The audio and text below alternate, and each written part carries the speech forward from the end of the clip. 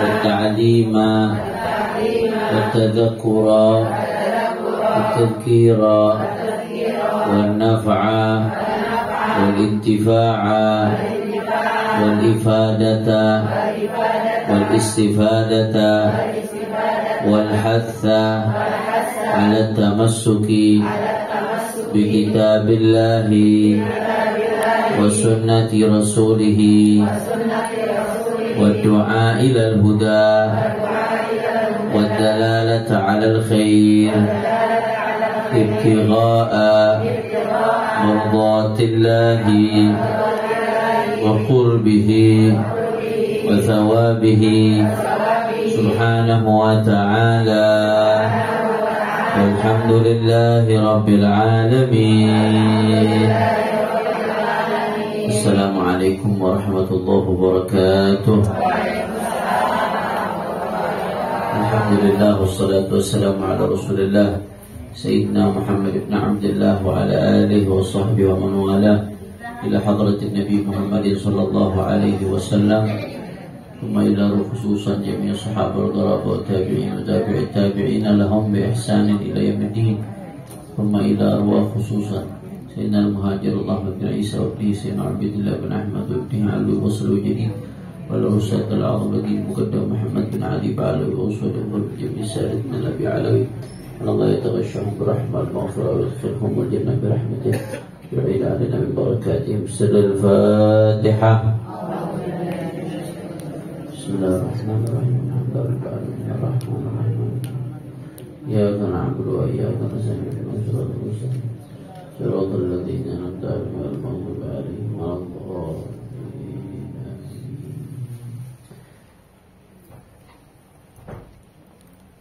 Yang saya hormati dan saya muliakan guru kita, pimpinan majelis Ustaz Humanah beserta kedua putra beliau dan segenap keluarga besarnya, kita doain panjang umur, sehat walafiat, dijaga zahir batinnya, dimenangkan perjuangannya, amin ya rabbal alamin. Dan salam penghormatan yang paling istimewa kepada yang saya banggakan dan yang saya hormati, para ibu-ibu muslimat yang hadir pada kesempatan kali ini. Kita angkat tangan semua, kita minta sama Allah, mudah-mudahan tidaklah kita keluar dari tempat ini kecuali semua dosa kita diampuni oleh Allah. Yang sakit Allah angkat penyakitnya, penyakit zahir, penyakit batin disembuhkan oleh Allah. Semua yang hadir dilapangkan rezekinya, diberkahi kehidupannya, amin ya rabbal alamin. Bismillahirrahmanirrahim. Kita melanjutkan pembahasan dari kitab Al-Manhajus Sawi. Saya kalau di Manhajus Sawi saya nggak baca satu persatu, karena kalau saya baca satu-satu ibu-ibu juga mayoritas nggak pegang kitab. Nah, jadinya akhirnya pelongo nanti. Jadi saya langsung ringkas, saya ambil inti-intinya supaya ibu-ibu bisa menyimak dengan baik, insya Allah. Pada kesempatan kali ini Bu, saya akan bahas tentang bagaimana ilmu itu tidak bisa didapatkan kecuali dengan susah payah. Ini motivasi buat diri kita sendiri yang hadir di sini, dan ibu-ibu modal buat anaknya Bu. Jadi kalau ngadepin anak lagi malas belajar, lagi nggak semangat, udah tahu apa yang mesti disampaikan. Betul apa enggak? Ibu-ibu ini kalau belajar, satu buat diri sendiri, buat modal ibadah, buat motivasi diri untuk hadir dalam majelis-majelis yang baik. Yang kedua, ibu bekal didik buat modal ngedidik anak, karena ibu ini madrasatun idza adattaha adatta syu'uban thayyibal araqi. Ibu ini madrasah pertama buat anaknya. Sebelum anak kenal sekolah SD, yang pertama kali belajar sama ibu. Jadi harus tahu, guru, ibu sebagai guru harus tahu apa yang mesti disampaikan kepada anak-anaknya. Nah, di sini Al-Habib Zain bin Sumit mengatakan, "I'lam rahimakallah annahu kullama syarafa al-matlab zada at-ta'ab fi bulughihi wan nasab wal 'ulya la tudraku bil huwaina wa la tunalu al-ma'ali illa bi syiqqil anfus." وفي صحيح مسلم عن يحيى بن أبي كثير رحمه الله تعالى قال la yustata'ul ilmu illa birahatil la yustata'ul ilmu birahatil jismi. Wa kama qila la tahsabil majda tamran anta akiluhu lan tablughal majda hatta tal'aqa as-sabira. Nanti yang akan saya bahas tentang hikayat ijtihad a'immatis salaf fi tahsilil ilm. Hikayat ijtihad a'immatis salaf fi tahsil yang akan dibahas panjang nanti itu. Saya kasih pengantar dari Al-Faslul Awwal fi anna al-ilma la yunal illa bil-jid wal ijtihad 135 sampai 144 Ustaz. 135 dan 144. Nah kata Imam Habib Zain bin Sumaid hafizahullah taala wa ra'ah, kata beliau, sesungguhnya ketahuilah makin mulia sesuatu yang kita cari, kullama syarufal mutlaq, makin mulia sesuatu yang kita cari, maka proses untuk menggapainya makin melelahkan. Makin agung sesuatu yang kita target, proses untuk menggapai target tersebut pasti makin capek, makin sulit. Karena nggak ada sesuatu yang mulia tuh yang didapetin dengan mudah, nggak ada, Bu. Jangankan ilmu ya yang luar biasa, yang dikatakan ketika Nabi Allah Sulaiman alaihissalam, Ibu ya, ditawarin, wahai Nabi Sulaiman, mau apa? Mau ilmu, harta, apa jabatan, jadi raja.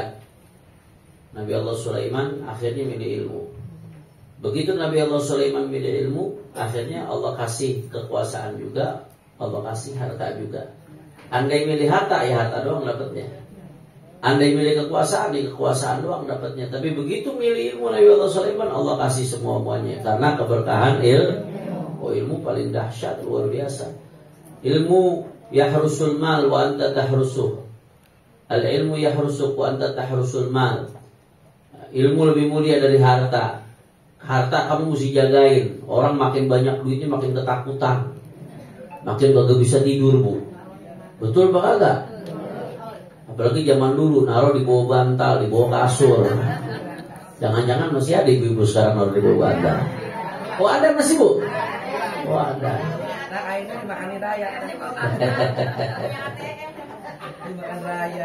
Makin banyak duitnya makin was-was, takut miskin. Makin banyak duitnya makin was-was. Coba ibu-ibu gak ada duit di rumah, gak bakal pasang CCTV, Bu, depan rumah. Tapi orang banyak duit, CCTV tiap ruangan, saudara. Saking takutnya tuh duit hilang tuh. Kalau duit kita mesti ngejagain duit, tapi kalau ilmu kita yang dijagain sama ilmu. Alhamdulillah. Ilmu makin dikeluarin makin banyak. Orang makin ngajar makin alim, makin ngajar makin alim. Gak ada ceritanya orang makin ngajar makin bodoh. Justru orang kalau udah pinter-pinter, belajar tinggi-tinggi, gak ngajar, hilang ilmunya. Makin ngajar makin alim, makin dikeluarin makin nambah tuh ilmu. Kalau duit makin dikeluarin habis apa kagak? Habis, berperan, gak berasa ada pengeluaran. Ilmu lebih mulia dari harta. Harta aja yang kalah mulia sama ilmu, buat dapetin harta butuh pengorbanan apa kagak? Butuh. Yang kerja pagi-pagi udah bangun, habis subuh udah mandi, habis sholat, sarapan, langsung ibu-ibu suaminya bekutet sama jalanan. Nah, di lampu merah mau berantem sama orang. Kesian, pulang sore-sore badan miring-miring, capek, udah gitu sampai rumah dipelototin lagi begini. Enggak, kalau itu ibu-ibu yang sono, kalau sini kagak ada. Ada yang di sono tapi pindahan dari sini. Lagi ngaji. Bu ya, harta buat dapetin butuh pengorbanan. Apalagi ilmu yang lebih mulia dari harta. Ibu tuh harus pengorbanan, nggak bisa tanpa berkorban. Jabatan buat dapetin, masya Allah, baleho apa bererot kalau lagi musim kampanye. Saking pengen dapat jabatan, satu kursi ngeluarinnya berapa ratus juta, berapa miliar. Ratusan juta tuh kalau kelasnya cemen, kelasnya DPRD tingkat 2. Kalau DPRD tingkat 1 provinsi, belum lagi kalau DPR RI, belum lagi kalau bupati, belum gubernur. Waduh, berberan, banyak yang gila kalau kalah, Bu. Saking setengah mati tuh pengen dapetin jabatan, luar biasa. Jabatan aja yang sebentar, yang di dunia, yang hisapnya gede besok di akhirat, yang mungkin bisa bikin celaka di akhirat kalau nggak dijalankan dengan amanat, itu buat dapetin butuh perjuangan. Apalagi ilmu. Jelas apa kagak? Jadi ilmu ini lebih mulia dari jabatan, lebih mulia dari harta. Maka sebagaimana harta, jabatan untuk mendapatkannya butuh perjuangan, butuh pengorbanan, begitu juga apalagi ilmu. Maka ilmu lebih layak untuk diperjuangkan. Ilmu lebih layak untuk kita berkorban, ya ikhwan. Makanya dikatakan yang namanya ilmu itu la yustata'ul ilmu birahatil jismi. Gak bisa ilmu didapetin dengan santai-santai, Bu. Gak bisa. Kalau ilmu bisa didapetin dengan santai-santai, semuanya jadi ulama. Semuanya jadi ulama, semuanya jadi ahli ilmu. Tapi faktanya enggak. Hanya orang-orang pilihan Allah yang Allah gerakin buat sungguh-sungguh belajar, buat mati-matian dituntut ilmu, sampai Allah kasih kesempatan dia jadi ulama, dimuliakan jadi ulama. Karena memang al-ilmu la yunalu birahatil jismi. Yang namanya ilmu gak bisa didapetin cuma dengan santai-santai, cuma dengan mager. Tahu mager, Bu? Malas gerak. Apalagi zaman sekarang kalau udah mager megang HP, scroll TikTok kagak rapi-rapi. Habis itu ibu-ibu nyebar hoak di grup. Scroll TikTok kagak rapi-rapi, buka Instagram terus mager, nggak mau berhenti mager. Yang begitu kira-kira bisa nggak dapet ilmu? Nggak bisa. Ilmu la yunalu birahatil jismi. Jangan ngimpi dengan santai-santai bisa dapet ilmu, ibu-ibu sekalian. Karena kalau cuma dengan santai bisa dapat ilmu, semua orang jadi alim. Tapi faktanya hanya orang-orang pilihan yang jadi alim, karena ilmu butuh pengorbanan. Makanya luar biasa, Bu. Saya cerita pengalaman dikit ya. Boleh, Bu? Pengalaman pribadi. Zaman mondok tuh Masya Allah, kita ditanemin di pondok supaya benar-benar menghabiskan waktu buat ilmu. Itu dikatakan sampai saya terngiang-ngiang tuh di telinga saya. Waktu guru saya ngomong, lisanu halil ilmi yaqul atini kullak u'tika ba'di. Kalau ilmu bisa ngomong nih, ilmu bakal bilang ke kamu, atini kullak u'tika ba'di. Beri kepadaku semua yang kau miliki. Hartamu, waktumu, pikiranmu, konsentrasimu, berikan kepadaku, kata ilmu. Ini ilmu kalau bisa ngomong nih. U'tika ba'di, aku akan berikan kepadamu sebagian dari aku. Itu pun masih sebagian. Kita ngasih semua-muanya, kita dapat sebagian ilmu, apalagi nggak belajar, apalagi nggak ngasih apa-apa. Jangan harap, jangan mimpi dapat ilmu, nggak bisa. Itu saya terngiang-ngiang banget di pondok, kata-kata tuh nggak berhenti itu. Guru-guru kami membisikkan kata-kata tersebut di telinga. Kalau di pondok tuh, ya Allah, Masya Allah, saya ingat banget. Kita jam 3 udah bangun. Udah habis sholat berapa rakaat, sholat sunnah, ngapal lagi. Itu tuh saya ingat ngapal zubat, ngapal apa segala macam. Sampai waktu subuh. Sholat subuh berjamaah zikir. Sampai zikir kurang lebih jam 5-an lewat. Habis jam 5-an, habis itu pengajian. Pengajian sampai terbit matahari. Habis terbit matahari selesai, sholat sunnah isyraq. Habis itu olahraga, senam di pondok tuh biar seger. Dijemur sedikit. Habis itu selesai olahraga, langsung balik lagi ke masjid. Saya belajar itu. Belajar. Kalau ada kesempatan cari waktu mandi pagi. Kalau ada biasanya cari salah waktu di antara pelajaran. Sampai 7:30 kurang 10 balik ke kamar sarapan. Jam 7:30 udah balik lagi ke kelas. Belajar sampai jam 12. Itu zaman awal-awal saya mondok tuh. Ini saya bicara apa yang saya rasain sendiri. Jam 2 siang teman-teman saya pada tidur. Saya tuh saking pengennya bisa nahu lebih cepat. Saya minta jam pelajaran tambahan sama guru saya. Siang-siang orang pada tidur, saya belajar Kafrawi, Hasyiah Kafrawi ala Jurumiyah. Ruwet kitabnya. Orang lagi bertidur kita belajar kitab yang ruwet, Bu. Nah, bayangin. Habis itu sore, habis asar, teman banyak yang main. Saya minta pelajaran tambahan supaya lancar baca kitab. Habis maghrib, udah ada pelajaran lagi. Habis isya, ada hafalan. Habis itu balik sebentar, makan malam. Habis itu balik lagi ke masjid belajar. Sampai jam 10 baru tidur. Sampai jam 3 bangun lagi. Perjuangan gak, Bu? Saya duduk di sini nih prosesnya gak gampang. Bukan tahu-tahu ujuk-ujuk sesuatu manang-undang terus duduk 5 hari. Setelah melalui proses panjang, mati-matian, belajar, anak-anak lain bisa sama orang tuanya kumpul, dikempet, diketek ibunya. Saya dilepas jauh, di Bangil bu. 5 tahun mondok gak ditengokin.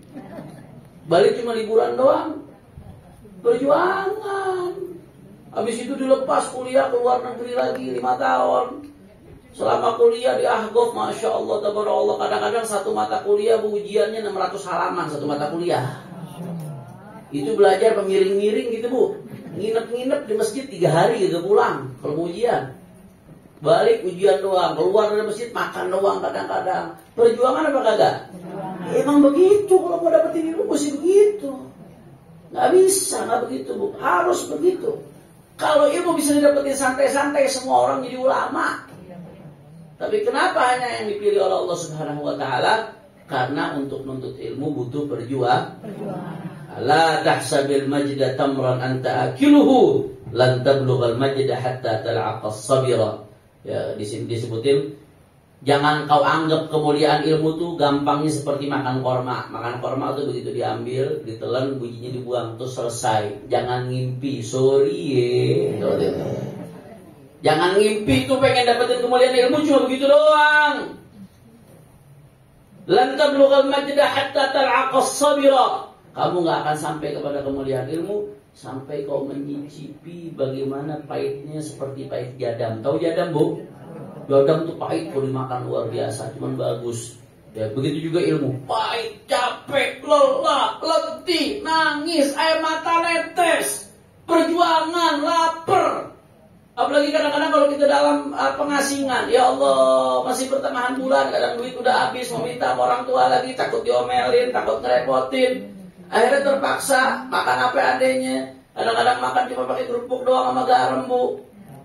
Perjuangan itu namanya perjuangan nuntut ilmu. Itu memang begitu. Dan itu yang dilakukan oleh ulama-ulama dulu. Jangan harap kau mendapatkan kemuliaan ilmu tanpa perjuangan. Kira-kira jelas apa kagak? Makanya ini perlu ditanamkan ke anak-anak kita. Jangankan ilmu agama bu, ilmu umum aja, ilmu kedokteran, ya, ilmu apa namanya, fisika, biologi, ilmu arsitektur, ilmu politik, ilmu ekonomi. Kalau yang benar-benar kuliah yang ijazahnya asli ya bu ya. Ini saya bicara ijazah asli. Yang betul-betul saya kagak nyindir orang, ibu-ibu nih mainin aja dah. Abal-abal bisa luntur pasti. Kalau ijazah berlima tinggal merem. Maksudnya yang benar-benar pinter, yang benar-benar kuliah, yang serius. Perjuangan bu, nggak main-main. Mau nulis skripsi, bolak-balik disalahin lagi. Saya pas sekarang masih belajar nih bu. Saya kemarin udah di Dalwa 2 hari buat ujian proposal doktoral, ujian proposal disertasi S3. Doain mudah-mudahan beberapa bulan lagi S3 saya selesai. Mudah-mudahan dimudahkan oleh Allah Subhanahu wa taala. Amin ya rabbal. Perjuangan bu, nulis skripsi begadang, kagak tidur, berhari-hari tidur bentaran doang. Entar nulis tesis, nulis disertasi, entar penelitian, entar ini, entar itu. Masya Allah, perjuangan. Gak bisa, yang namanya ilmu itu mulia. Kemuliaan gak bisa didapatkan kecuali dengan perjuangan. Maka mati-matian, capek, lelah, letih buat dapetin kemuliaan adalah kemuliaan itu sendiri, saudara. Makanya apa namanya, kalau kita tasabbar ala murril jafa min muallimin fa inna rusubal ilmi fi nafaratihi wa man fatahu at-ta'lim waqta shababihi fakabbir alaihi arba'an li wafatihi. Barang siapa yang apa namanya wa man fatahu at-ta'lim waqta shababihi tajarra' wa man fatahu dhullat ta'allumi sa'atan wa man fatahu dhullut ta'allumi sa'atan tajarra' dhullal jahli tulah hayatihi. Orang yang gak ngerasain capeknya nuntut ilmu, ujung-ujungnya dia akan merasakan kehinaan sepanjang hidupnya, saudara. Tapi kalau ngerasain capeknya nuntut ilmu itu baru di dunia, apalagi di akhirat. Na'udzubillah min. Di dunia gak mau ngaji, gak mau tahu yang mana halal, yang mana yang haram, bagaimana cara wudu yang benar, bagaimana cara ibadat yang benar. Akhirnya seenaknya aja melakukan ibadat, gak pakai ilmu. Sah apa kagak ibadahnya? Maka kalau udah gak mau ngerasain pahitnya nuntut ilmu, Besok dia merasakan kehinaan selama-lamanya. Na'udzubillah, men. Nah, kita mau ceritain nih bagaimana ulama-ulama dulu perjuangannya di halaman 144. Ulama-ulama dulu perjuangannya Masya Allah. Ya waj'alna minhum a'immatan yahduna bi amrina lamma sabaru wa kanu bi ayatina yuqinun. Kata Allah Subhanahu wa taala, dan kami jadikan mereka hamba-hamba pilihan Allah a'immatan sebagai imam-imam, sebagai pedoman-pedoman, panutan-panutan, yahduna bi amrina lamma sabaru, yang mereka memberikan petunjuk bi amrina, ya dengan perkara dari kami, artinya dengan agama kami. Lamma sabaru, ketika mereka sabar. Ketika mereka sabar. Artinya Allah Ta'ala pengen ngasih tahu dalam Al-Quran, ulama-ulama besar nggak jadi ulama-ulama besar kecuali dengan kesabaran mereka di dalam menempuh jalan menuju ridho Allah Subhanahu wa Ta'ala. Nah, kita lihat bagaimana sih perjuangannya ulama-ulama dulu nih, biar ibu bisa ceritain ke anak-anaknya dan ibu bisa jadi motivasi buat diri sendiri. Ya walaupun ngaji kadang-kadang pagi-pagi capek, naik angkot sempit, di depannya ada bapak-bapak lagi ngerokok, bikin pegel dan lain sebagainya, harus sampai ke pengajian, lelah, letih, capek dan lain sebagainya, tapi ternyata nggak ada apa-apanya capeknya kita dalam ngaji dibandingin ulama-ulama dulu. Nggak ada sujud kukunya.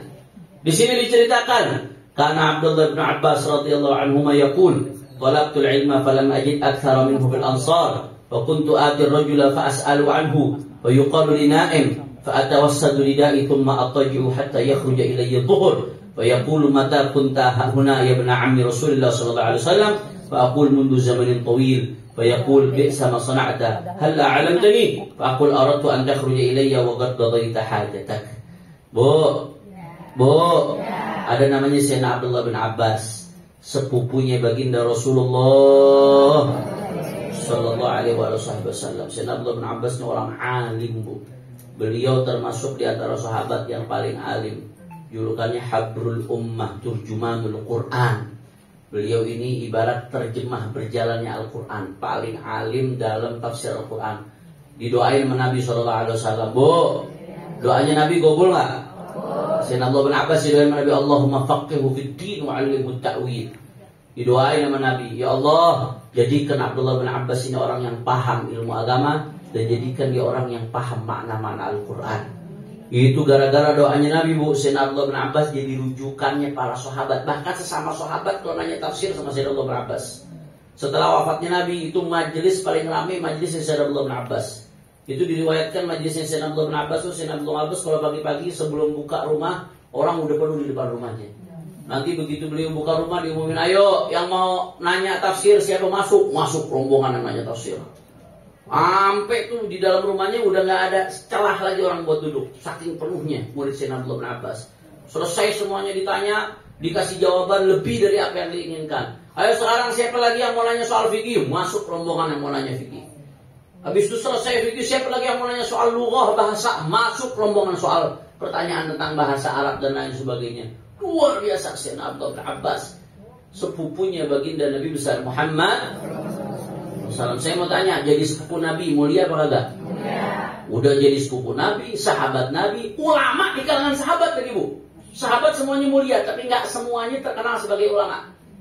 Nah, Sayyidina Abdullah bin Abbas ini kiainya sahabat. Tapi bagaimana belajar dari Sayyidina Abdullah bin Abbas? Kata Sayyidina Abdullah bin Abbas, aku dengar ada satu orang dari kalangan Ansor yang paling banyak ilmunya. Kemudian aku datang ke rumah orang tersebut, aku tanya, Fulan di mana nih? Saya mau datang mau belajar sama dia. Katanya fayuqali naim, ada yang bilang masih tidur, si Fulan ini masih tidur yang kamu mau belajar sama dia. Apa yang dilakukan Sayyidina Abdullah bin Abbas, sepupu Nabi nih, apa mentang-mentang sepupu Nabi terus diketok rumahnya, tok, bangun saya mau belajar saya, ini sepupu Nabi nih. Andai kata dia begitu juga, itu saya nggak bakal marah. Sepupu Nabi yang begitu, saudara, nggak bakal marah. Tapi apa yang dilakukan Sayyidina Abdullah bin Abbas begitu dengar gurunya lagi tidur, fa'atawassadu ridai, thumma attaji hatta yakhruja ilayya dhuhr. Kata Sayyidina Abdullah bin Abbas, udah, ini rida saya nih, sorban saya jadiin bantal. Saya tidur di depan rumahnya tuh guru. Di halaman rumahnya dia tidur, saudara. Dia nggak bakal ngomong apa-apa, ditungguin gurunya keluar. Di depan rumahnya dia tidur, dijadiin ini sorbannya sebagai bantal. Dari pagi nih, Bu, datang pagi sampai setelah zuhur. Habis zuhur gurunya baru keluar. Begitu gurunya keluar, ya benar Rasulullah, gurunya gak enak. Wahai sepupu Rasulullah, wahai sepupu Rasulullah, sejak kapan mata kun tahuna? Sejak kapan kau di sini, wahai sepupu Rasulullah sallallahu alaihi wasallam? Kata Sayyidina Allah, Muzzamin itu ya lumayan, tadi udah lama saya di sini. Kata gurunya, ini biasa sholat. Itu jeleknya, itu kerjain jangan begini dong, kasih tahu saya dong kalau kamu di sini. Kata Sayyidina Allah, enggak, Allah tuh anta khurji ilayya wa qad qadaita hajatah. Enggak, saya enggak mau. Saya pengen kamu ketika keluar guru, kamu udah tuntas menyelesaikan hajatmu, baru kamu keluar nemuin saya. Sallallahu ala Nabi Muhammad. Allah udah semangat di dalam menuntut ilmu, nggak gentar nungguin guru, akhlaknya luar biasa lagi. Pantas jadi kiai paling top di kalangan sahabatnya baginda Nabi besar Muhammad sallallahu alaihi wasallam. Coba ibu-ibu, Habib Hanif datang habis zuhur, waduh, Habib begitu tuh kelap mulu tuh, bujuk. Begitu tuh kalau Habib Hanif tuh udah semua, udah apa, ada alasannya ada aja. Ibu gak tahu saya habis gubur tidur, malamnya ngajar, malamnya ceramah. Tapi alhamdulillah, mudah-mudahan sehat walafiat. Moga kalau ibu di sini sabar-sabar. Sabar-sabar. Masya Allah. Dahsyat nggak bu? Itu perjuangan untuk ilmu. Kalau ditegur sama guru, ya namanya juga guru. Guru itu dokter. Guru itu ibarat dokter, cuman bedanya kalau dokter itu dokter urusan badan, kalau guru dokter urusan hati. Guru kamu tuh tahu maksiat yang kamu kerjakan tuh penyakit, bisa merusak hati kamu. Kata Nabi SAW, setiap seorang hamba bermaksiat nukitat fi qalbihi nuqtatun sauda. Setiap hamba itu maksiat tidak adna bal amdu dzamban nukitat fi qalbihi nuqtatun sauda. Kata Nabi SAW, setiap seorang hamba melakukan dosa itu satu titik hitam di hatinya. Satu dosa kita kerjain, satu titik hitam di hatinya. Nah, kalau dia tobat, titik hitamnya dihapus. Tapi kalau dia nggak tobat tuh, titik hitam itu makin besar, makin banyak, makin besar, makin banyak, makin besar, makin banyak. Sampai apa? Sampai hatinya hitam bu, gelap semua. Dosa yang kita kerjain nggak otomatis bikin kita kufur. Alhamdulillah min. Indah ahlus sunnati wal jamaah, ahlus sunnah la yukaffir murtakibal kabirah. Ahlus sunnah wal jamaah berpendapat orang yang ngelakuin dosa besar itu nggak otomatis kufur, kecuali kalau dia ngehalalin. Kalau cuma ngerjain doang dosa besar, tapi nggak dianggap kafir. Tapi kalau terus-terusan ngerjain dosa bu, itu lama-lama hati hitam. Kalau lama-lama hati hitam, iman itu cahaya. Maka kalau udah hati hitam semua gelap, udah nggak ada tempat buat iman dalam hatinya, iman lama-lama keluar. Meninggal suul khatimah. Na'udzubillah min. Makanya al-ma'siyah baridul kufur. Betul lama yang namanya maksiat itu jalan menuju kekafiran. Orang melakukan maksiat nggak otomatis kafir, tapi kalau maksiat terus-terusan, hatinya lama-lama hitam, gelap, nggak ada tempat buat cahaya iman dalam hatinya. Akhirnya sadar atau nggak sadar, murtad enteng aja saudara. Kalau kita lihat mohon maaf berapa banyak artis-artis keluar agama, pindah agama, enteng aja. Kayak nggak ada apa-apa. Padahal itu Allah musibah yang paling besar saudara. Nggak ada musibah yang lebih besar dari itu. Guru ngingetin, kalau guru ngingetin jangan maksiat ya. Jangan begini ya, jangan begitu. Kadang-kadang guru agak ketus sedikit ngomongnya. Jangan ngambek. Masa ditegur guru ngambek? Ibarat kalau ditegur guru ngambek, ibarat ditegur dokter kagak terima. Udah usah berobat. Kalau nggak mau ditegur dokter, betul apa kata bu? Kalau bikin status murobiruhi wajah sadi. Mana? Kalau pakai statusnya. Giliran ditegur ngambek kagak terima. Giliran ditegur sakit hati. Giliran diingetin, mau ngapain belajar sama guru kalau begitu? Guru itu tugasnya buat ngedidik, buat ngingetin, buat negor. Jelas maka gak bu? Bahkan ulama-ulama dulu jangankan ditegur, tapi digampar sama gurunya girang. Iya betul. Murid-muridnya Abu Yasin Muhammad bin Abdul Malik itu sampai digetok, girang aja pada barokah jadi kiai-kiai besar sekarang. Karena emang ada obat di situ. Beliau menyadar pada semua. Ya, jangankan disuruh nunggu sampai habis zuhur begitu dari pagi sampai tiduran di taman. Ditegur kadang kagak terima. Bagaimana mau dapat ilmu? Jadi jangan kalau ditegur sama guru tuh terima kasih obat. Itu obat. Ibarat penyakit itu obat kita. Anggap Bu lagi disuntik. Disuntik sakit pada gak Bu? Sama tegur guru sakit. Anggap lagi disuntik. Kalau penyakitnya agak beratan dikit, anggap lagi dioperasi. Penyakitnya maksiatnya agak beratan dikit nih, guru negur agak kencangan dikit, anggap lagi dioperasi. Anggap lagi kalau penyakit agak berat kan biasanya berobatnya agak berat. Ya kan? Na'udzubillah min dzalik, kanker misalkan orang semuanya sehat walafiat. Obatnya apa? Kemoterapi. Kemoterapi itu obatnya berat. Orang kadang sampai rambutnya rontok, mudah-mudahan yang sakit semuanya disembuhkan oleh Allah. Artinya penyakit agak beratan dikit, kadang-kadang obatnya agak berat. Iya. Mungkin maksiatnya agak beratan dikit, gurunya negornya agak kenceng. Obat. Jangan baper. Kadang-kadang ibu-ibu ikut-ikutan Gen Z, ikut-ikutan anak baru gede, pakai baper-baperan. Jangan. Di situ justru keberkahannya berguru. Kita ini berguru, Bu. Kita ini berguru supaya dibimbing. Kita ini berobat. Guru kita ini ibarat dokter. Cuman bedanya yang itu dokter badan, ini dokter hati. Karena sebagaimana badan kita bisa mati kalau digerogotin penyakit, hati kita juga bisa mati kalau digerogotin sama penyakit, sama maksiat. Nah, kalau badan mati, selesai. Asal dia matinya husnul khatimah, habis itu nikmat. Tapi kalau udah hati mati, Bu, habis itu badannya ikut mati juga, sengsara dunia akhirat. Na'udzubillah min.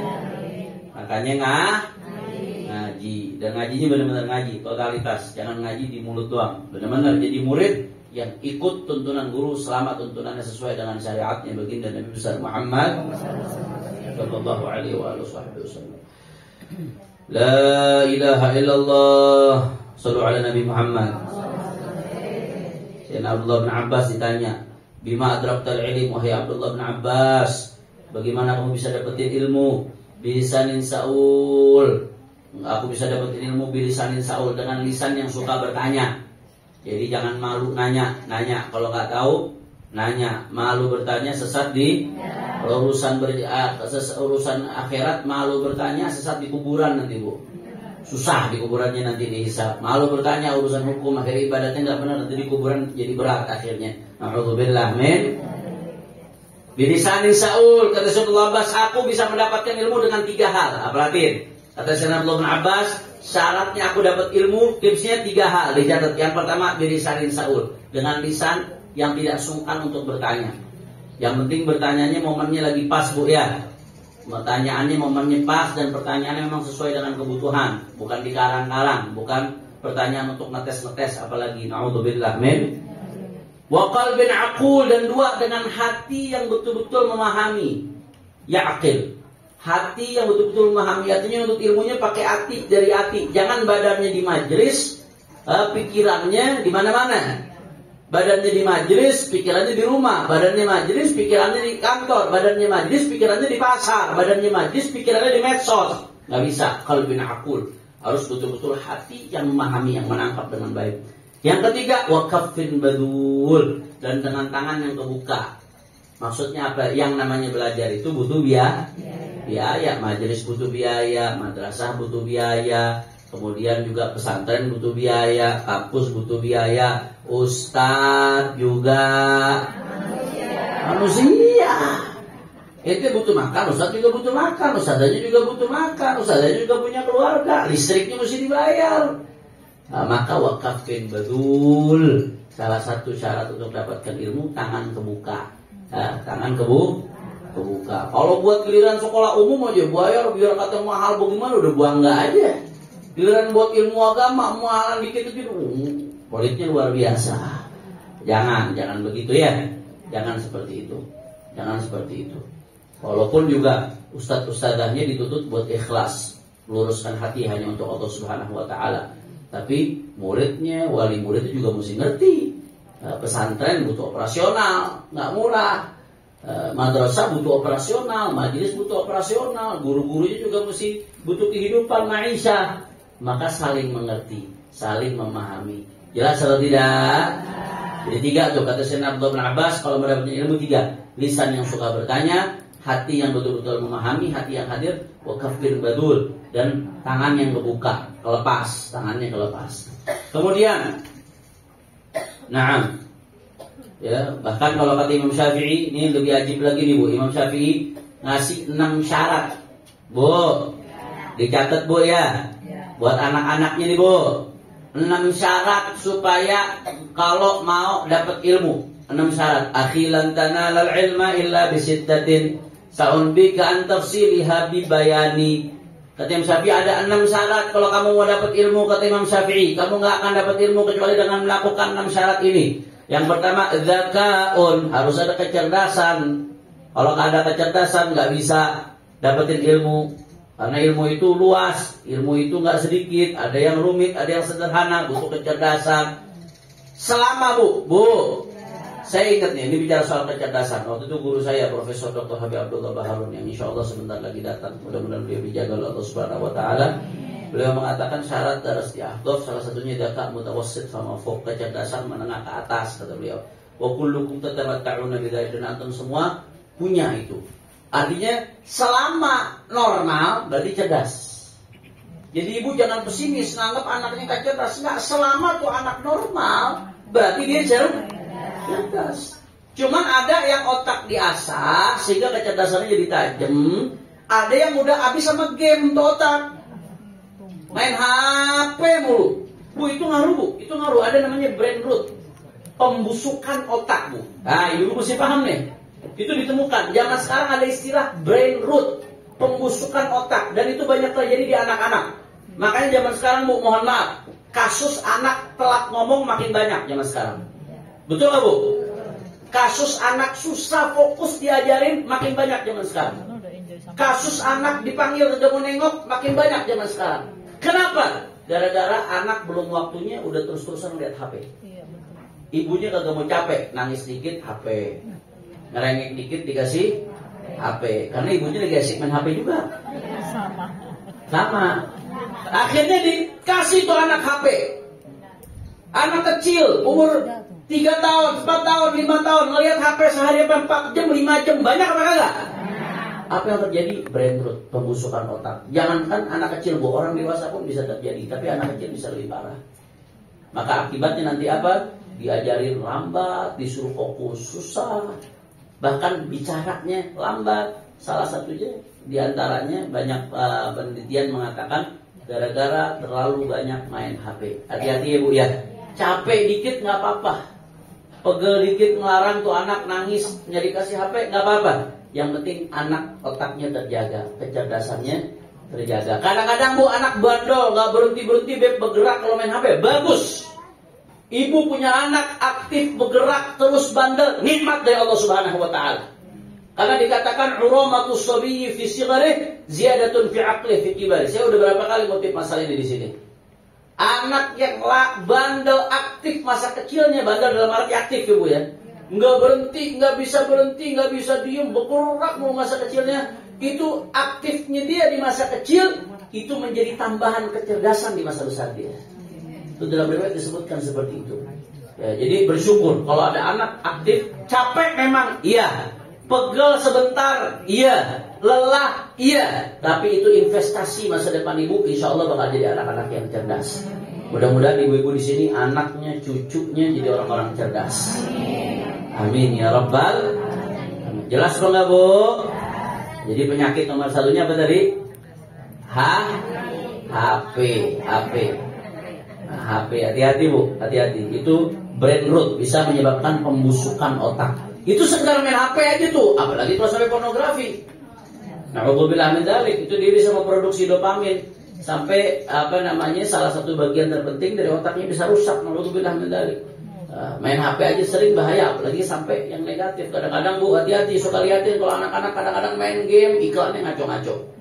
Yang main game, iklannya ngaco-ngaco. Iklannya kadang-kadang berbau pornografi yang belum pantas dilihat oleh anak. Na'udzubillah min dzalik. Jadi hati-hati Bu ya. Jadi syarat buat dapat ilmu yang pertama apa? Zakat, cerdas. Yang kedua kata Imam Syafi'i, hirsun, punya semangat, ambisi. Hirsun ini punya ambisi, harus punya ambisi, punya target, jelas. Jangan ogah-ogahan, udah yang penting belajar aja mau jadi apa kayak boleh begitu. Kalau udah begitu udah nggak ada semenggahnya kalau orang Betawi Bu. Udah nggak ada enak-enaknya, nggak bisa, mesti punya target yang jelas. Dulu ada ulama ditanya anaknya, wahai anakku kamu mau jadi seperti apa? Bapaknya ulama nih. Kata anaknya saya pengen jadi kayak ayah. Ayahnya alim, orang alim besar. Kata ayahnya jangan punya target pengen jadi kayak saya, terlalu rendah. Betul, ayahnya orang alim besar. Ayah dulu pengennya jadi kayak Sayyidina Ali bin Abi Thalib. Sayyidina Ali bin Abi Thalib itu Madinatul Ilm wa Aliyun babuha. Kata Nabi, aku kotanya ilmu, kata Nabi. Pintunya Ali bin Abi Thalib, kata Rasulullah SAW. Saking alimnya Sayyidina Ali. Sayyidina Umar bin Khattab dalam banyak kasus kalau nanya sebuah masalah nanyanya ke Sayyidina Ali bin Abi Thalib radhiyallahu taala anhu radhiyallahu taala anhum wa ardhahum. Kata ayahnya, ayah dulu targetnya mau jadi kayak Sayyidina Ali. Jadinya ya kayak ayah begini, meleset-melesetnya. Kalau kamu targetnya pengen jadi kayak ayah, nanti jadinya kayak siapa? Padahal ayahnya orang alim. Mesti punya target yang tinggi, punya target yang jelas. Jadi jangan target, jangan nanggung-nanggung. Wajtihad. Yang ketiga sungguh-sungguh. Jadi yang pertama cerdas, yang kedua punya ambisi dalam menuntut ilmu, yang ketiga sungguh-sungguh. Yang keempat bulghatun, biaya. Biaya, semua butuh biaya. Pulpen beli nggak? Beli. Buku beli nggak? Beli. Kitab beli nggak? Beli. Selama belajar butuh makan nggak?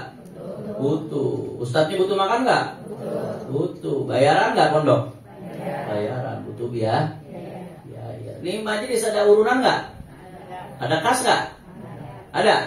Ada, biaya. Namanya juga menuntut ilmu pakai biaya. Wajar nggak?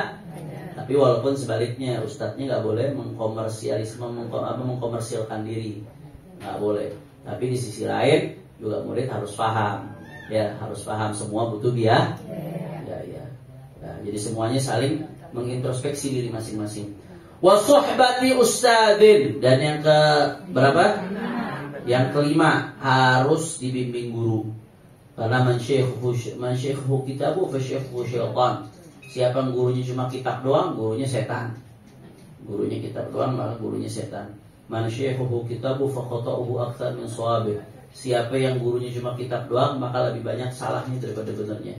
Ini apalagi zaman sekarang, Bu. Ya ada istilah otodidak. Otodidak itu belajar sendiri. Dalam beberapa ilmu yang sifatnya praktis, ya mungkin bisa saja, tapi itu pun nggak akan maksimal. Ya, jangankan ilmu agama, ilmu umum pun kalau nggak pakai guru biasanya nggak maksimal hasilnya, beda. Ya, harus dengan bimbingan guru. Zaman sekarang, Bu, hati-hati. Ini zaman adzaka al-istinai, kecerdasan buatan AI. Orang sekarang dikit-dikit pakai AI. Ada masalah apa namanya ChatGPT. Nanyanya DeepSeek dan lain sebagainya, nanya Google. Google juga sekarang dalam merumuskan jawaban paling atas menggunakan AI juga, pakai kecerdasan buatan. Hati-hati ibu-ibu sekalian ya. Kita nggak nolak perkembangan teknologi, nggak. Kita terbuka dengan perkembangan teknologi. Islam tidak pernah bertentangan dengan perkembangan teknologi. Bahkan Islam mendorong dan mendukung perkembangan teknologi. Tapi kalau dalam urusan ilmu agama, jangan ngandelin mesin. Harus ada guru. Inna hadzal ilma dinun fanzuru amman ta'khuduna dinakum. Ilmu ini ilmu agama, lihat ngambilnya dari siapa. Laula isnad laqala man sya' ma sya'. Gurunya belajar sama gurunya lagi enggak? Sama siapa gurunya belajar? Nanti sambung enggak sanad keilmuannya sampai Rasulullah sallallahu alaihi wasallam? Sambung enggak sanad pemahamannya sampai Rasulullah sallallahu alaihi wasallam? Bagaimana sanad keilmuannya dia? Akidahnya apa? Ahlussunnah wal jamaah atau bukan? Pastikan kalau ahlussunnah wal jamaah tersambung biasanya sanad keilmuannya dan seterusnya, saudara. Pastikan betul-betul itu semua. Karena tanpa sanad siapapun bisa mengatakan apapun. Ini agamanya baginda Nabi besar Muhammad sallallahu alaihi wasallam. Bukan agama akal-akalan otak kita sendiri. Bukan agama akal-akalan tempurung kepala kita sendiri, saudara. Ini agamanya Rasulullah. Rasulullah udah wafat 1400 tahun yang lalu lebih. Maka kita nggak ngalamin Rasulullah, cuman kita ngalamin para ulama. Ulama belajar dari gurunya, gurunya belajar dari gurunya, gurunya belajar dari gurunya, sampai baginda Nabi besar Muhammad sallallahu alaihi wasallam. Maka mesti jelas. Ya, kalau AI, ya jangan urusan agama nanyanya sama AI, jangan. Gak apa-apa, AI itu buat dijadikan asisten, bagus. Tapi bagi orang yang sudah bisa memfilter, bagi orang yang sudah bisa menyaring mana yang benar, mana yang salah, mana yang baik, mana yang buruk, untuk membantu mempercepat kerjaan, bagus. Tapi kalau untuk jadikan sandaran, sampai nggak mau nanya sama ulama lagi, nggak mau nanya sama guru, semua urusan agama jadi serahkan ke AI, bahaya ibu-ibu sekalian, bahaya, ya, bahaya. Jangankan ke AI, orang belajar tanpa dasar langsung ke kitab aja nggak keburu lagi, bahaya. Dulu pernah ada kejadian, mungkin saya pernah ceritain, saya lupa pernah ceritain apa enggak. Ya, ada seorang apa namanya, ada orang sakit, tetangganya kebetulan bisa baca kitab. Begitu sakit, tetangganya datang, kenapa? Orangnya, oh sakit, ya udah sebentar nih saya punya obat ampuh mujarab. Dikasih obat. Begitu dikasih obat, obatnya ular hitam. Dikasih obat ular hitam, dikasih ini obat mujarab, ini dawaul likulida, obat dari segala penyakit kata dia. Dikasih ular hitam, begitu dikasih ular hitam, dimakan ular hitam, alhamdulillah berapa hari kemudian mati, Bu. Begitu mati disalahin. Ini gimana ceritanya? Keluarga gue sakit, tadinya masih ada dapat sembuh, ente kasih ular hitam mati. Ini bagaimana ceritanya deh? Ini orang nggak bisa, enggak, ini bukan saya, ini dari kitab. Kalau kamu mau nyalain kitabnya. Akhirnya dipanggil kiai yang lebih besar. Kiai, ini katanya dari kitab yang ngobatin orang sampai mati. Ditanya, oke, mana kitab ente? Tunjukin kitabnya. Di kitabnya ditulis di situ, Hayyatun sauda dawaun likulida. Hayyah itu artinya ular. Hayyatun sauda dawaun likulida. Ular hitam obat segala penyakit. Ular hitam hayyah. Sama kiai diperhatiin lagi, dicek, dikorek. Nggak taunya itu titiknya kelebihan 1 gara-gara kayak cicak. Harusnya habbatun sauda jadi hayyatun sauda. Ketambahan jadi ya. Habba artinya jintan hitam. Habbatun sauda. Gara-gara ketambahin kayak cicak 1 titik berubah jadi hayya, jadi ular hitam. Tuh bahaya belajar tanpa guru tuh. Atau kalau salah cetak, kadang-kadang salah cetak kan buku-buku. Kadang-kadang salah ketik, nulis jadi ya. Ditulisnya hayyatun sauda. Gara-gara baca langsung buku, kagak pakai guru, bikin orang mati, Bu. Alhamdulillah min. Jadi yang ke-6, yang keberapa tadi? Kelima. Harus sama guru. Wasuhbatu ustadin. Dan yang terakhir yang ke-6, watulu zamani, butuh tempo yang panjang. Jangan ibu-ibu mondokin anak mau instan aja. Baru mondok 2 tahun, anaknya udah pengen jadi ulama. Kagak bisa, butuh waktu yang panjang. Sekolah aja, Bu. Sekolah wajib 12 tahun ya. Sekolah wajib 12 tahun. Ya, itu pun baru SMA lulus, Bu. Ngelamar kerja masih susah mau dapat kerjaan bagus. Apalagi jadi ulama pewaris Nabi. Tambah kuliah 4 tahun S1, S2-nya 2-3 tahun, tambah 7 tahun. Kemudian habis itu S3 lah taruh 4 tahun juga atau 3 tahun S3. 4, 3, 10 tahun, 12 tahun, 22 tahun Bu belajar. Itu formal, belajar formal.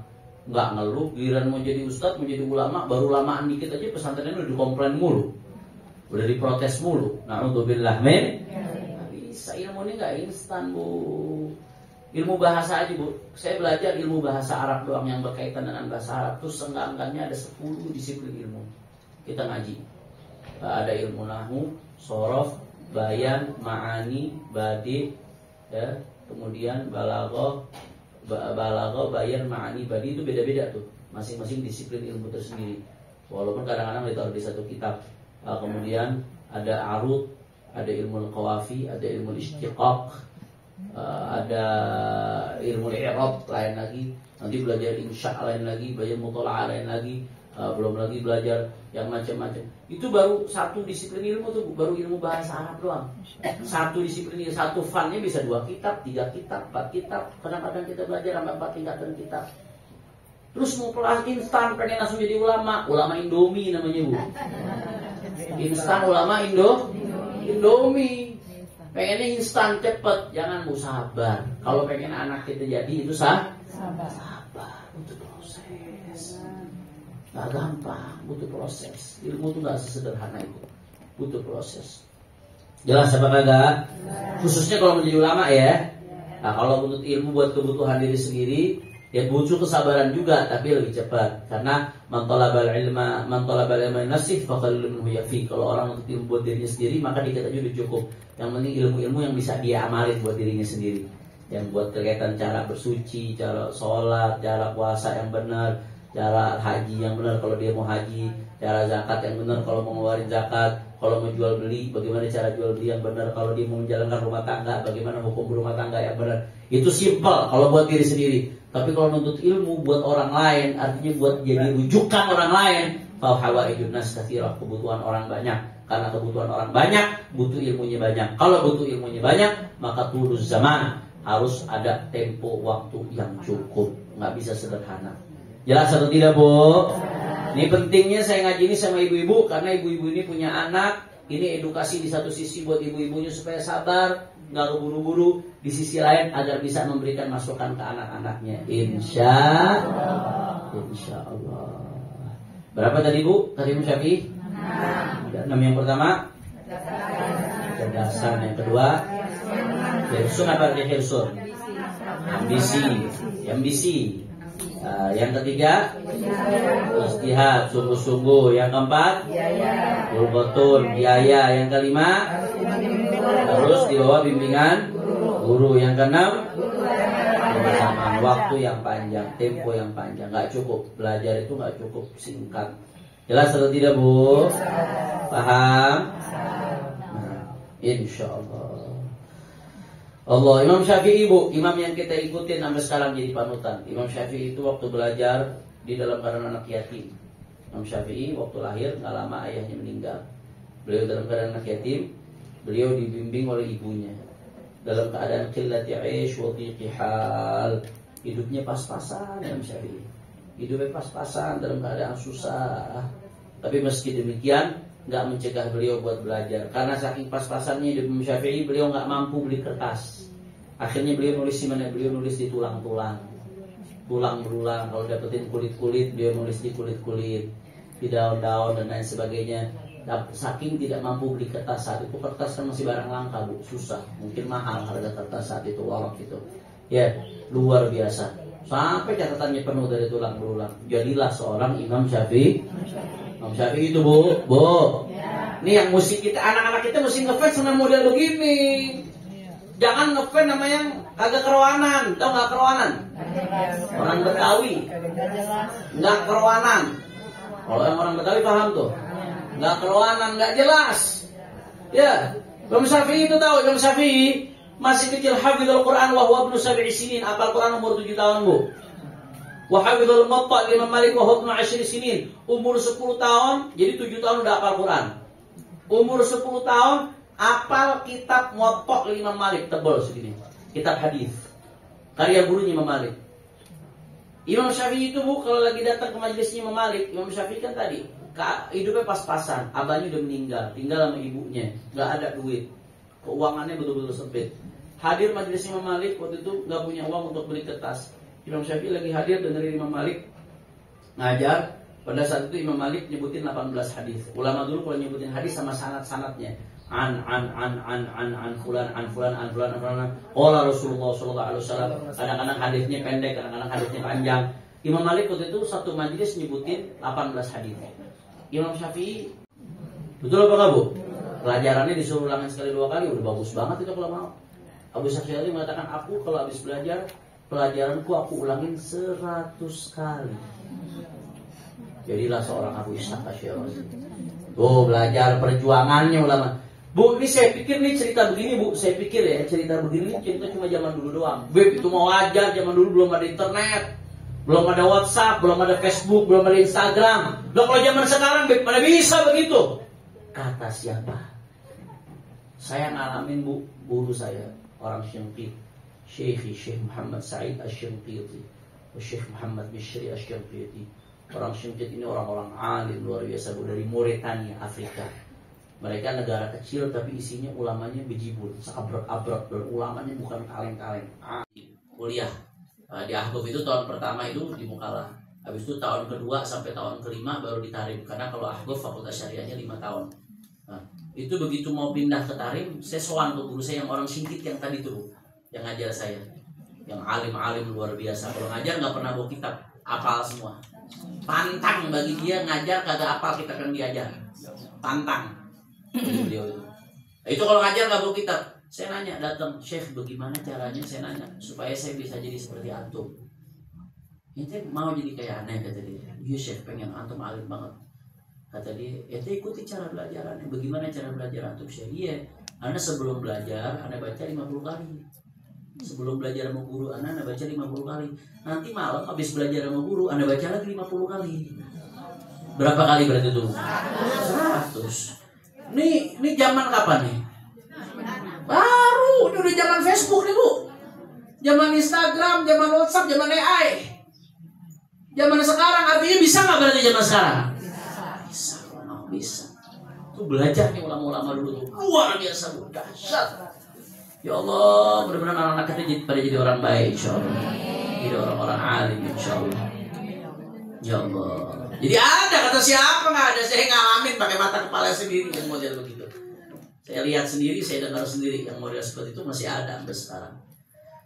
La ilaha illallah Muhammad Rasulullah sallallahu alaihi wasallam. Sampai-sampai Sayyidina Abu Ishaq Asy-Syirazi habis beliau meninggal ada yang ngimpi. Sayyidina Abu Ishaq Asy-Syirazi yang ngimpi orang soleh juga. Kalau ngimpinya orang soleh biasanya akurat. Karena orang makin jujur seseorang biasanya ngimpinya makin akurat. Makin soleh seseorang ngimpinya makin akurat. Ngimpinya jadi bisyarah, jadi kabar gembira.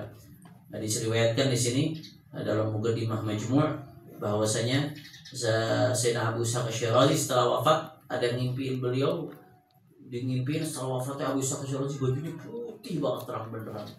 Ditanya, "Kila, mahada, kenapa engkau pakai baju putih terang benderang begini?" Izzul ilmi, ini kemuliaan ilmu yang Allah berikan kepadaku. Gara-gara kemuliaan ilmunya sampai Allah muliakan setelah wafatnya. Alhamdulillah. Wallahu a'lam bishawab. Mudah-mudahan yang saya sampaikan bermanfaat untuk ibu sekalian. Ya, saya jam 11 ini ada tamu, ada Syekh Al-Allamah Dr. Abdurrahman Segaf mau ke Petamburan. Jadi saya minta maaf, saya langsung permisi, saya harus ngejar langsung ke Petamburan.